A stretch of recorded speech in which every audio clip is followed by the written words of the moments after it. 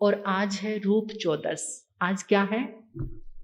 रूप चौदस। रूप चौदस, इसको काली चौदस भी कहते हैं, छोटी दिवाली भी कहते हैं और नरक चतुर्दशी भी कहते हैं। ऐसा हिंदू धर्म में नरक चतुर्दशी, क्योंकि आज के दिन वासुदेव श्री कृष्ण ने नरकासुर राक्षस का वध किया था, इसलिए हिंदू धर्म में से नरक चौदस भी कहते हैं। आज का दिन बहुत विशेष है। आज के दिन कुछ जगह पर क्षेत्रपाल देव घंटाकरण की आराधना भी की जाती है, तो आप घंटाकरण का जाप भी आज कर सकते हैं। लेकिन मैं सबसे मोस्ट जो आपको बता रही हूँ, आज के दिन परमात्मा का समोशरण लगा था। 14 और अमावस 16 पहर। धनतेरस के दिन ही सारे राजा एकत्रित हो गए थे, क्योंकि ये डिक्लेयर हो चुका था कि भगवान का ये अंतिम चातुर्मास और दीपावली की अर्धरात्रि में प्रभु का निर्वाण हो जाएगा। सारे देवता धरती पर आ गए कि इसके बाद भरत क्षेत्र में किसी तीर्थंकर का दर्शन नहीं होगा।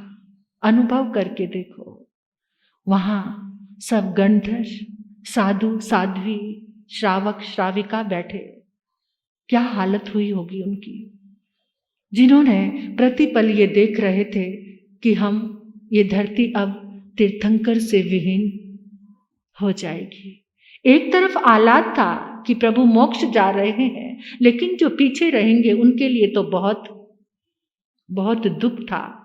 आज के दिन समोशरण लग गया। अब निरंतर परमात्मा की वाणी देखो, वो 18 देश के सब राजा आकर इकट्ठे हो गए थे, पोषद व्रत में आ गए थे, सब साधु संत बेले की तपस्या, क्योंकि 12 ही परिषद निरंतर 16 पहर तक बिना पलक झपकाए, बिना इधर उधर देखे एकटक परमात्मा के दर्शन कर रहे थे। एकटक 16 पहर तक ऐसे ही बैठे हैं। जानवर भी, उनको ऐसा बोध आ गया, सद्बुद्धि आ गई, और हमको कि 16 पहर चलने वाली इस देशना को 2 दिन तो आराधना कर लें। कल दीपावली है, सभी ज़्यादा से ज़्यादा आकर अपने कानों को, हृदय को पवित्र कर लेना, परमात्मा की अनुभूति करते हुए। तो आज की ये चतुर्दशी जिन शासन के लिए बहुत बहुत महत्वपूर्ण है, पूरे विश्व के लिए, पूरे संसार के लिए, पूरे संसार को एक आलोक मिला था कि परमात्मा का अनुत्तर चरम समोशरण, और आज से प्रभु की देशना प्रारंभ हो गई थी। तो घर भी जाकर जितना भी कोई अध्ययन, अगर आपको उत्तराध्ययन का आता है तो जरूर पढ़ना, नहीं तो पुच्छी सुनम, ज़्यादा से ज़्यादा आज प्रभु की स्तुति करना और अनुभव करना कि हम प्रभु के समोशरण में बैठे हैं और उनके गुणों का और तो कुछ आता नहीं, और कुछ भी नहीं आता। तो क्या करना? अभ्यंकरे अनंत चक्षु, इसकी माला करना। अभ्यंकरे अनंत चक्षु, अनंत चक्षु प्रज्ञा वाले प्रभु अभय, सबको अभय दे रहे हैं, डर से रहित कर रहे हैं। ज्यादा से ज्यादा तीर्थंकर स्तुति करना, क्षेत्रपाल देव अपने आप भी प्रसन्न हो जाएंगे। वो उनके पुजारी हैं। किनके? तीर्थंकर भगवान के पुजारी हैं। ज़्यादा से ज़्यादा तीर्थंकर भक्ति करना। ये रूप चौदस, आज हनुमान जयंती भी है। हनुमान भी जैन धर्म के अनुसार तो क्या हुए हैं? सिद्ध।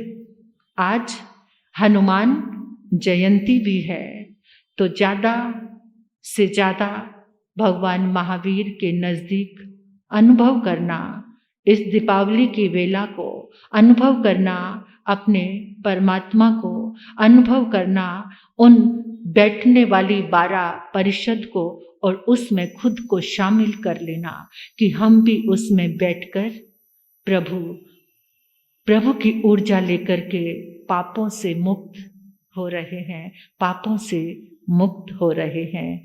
इस काली चौदस को परमात्मा के प्रकाश से उजाला मिला, क्योंकि वो समोषण देदीप्यमान हो रहा था, परमात्मा के आभा मंडल से आलोकित हो रहा था। तो आप भी उस आलोक में आज जरूर बैठना, संसार के कुछ कार्य छोड़कर आज परमात्मा की ज़्यादा से ज़्यादा स्तुति, वंदन, भक्ति, जो तुम्हारे मन में भाव आए, अपने प्रभु को याद करके, अपने हृदय में स्थान दे करके, अपने दिल में बसाकर इतनी स्तुति, इतना वंदन करना कि आपको लगे कि मैं प्रभु के चरणों में हूँ, मैं प्रभु के चरणों में हूँ, मैं अपने परमात्मा, मेरे प्यारे महावीर के, मेरे प्यारे वीर प्रभु के चरणों में हूँ। मेरा जीवन आलोकित हो गया है, मेरा घर उस प्रकाश से आलोकित हो गया है। इस अंधेरी रात में भी प्रभु के उजाले से मेरा घर का कोना कोना परमात्मा की ऊर्जा से भर गया है। बस ऐसा चिंतन, ऐसा मनन करना। आप सभी को इस छोटी दीपावली की हार्दिक हार्दिक शुभ मंगल कामनाएं, मंगल भावनाएं।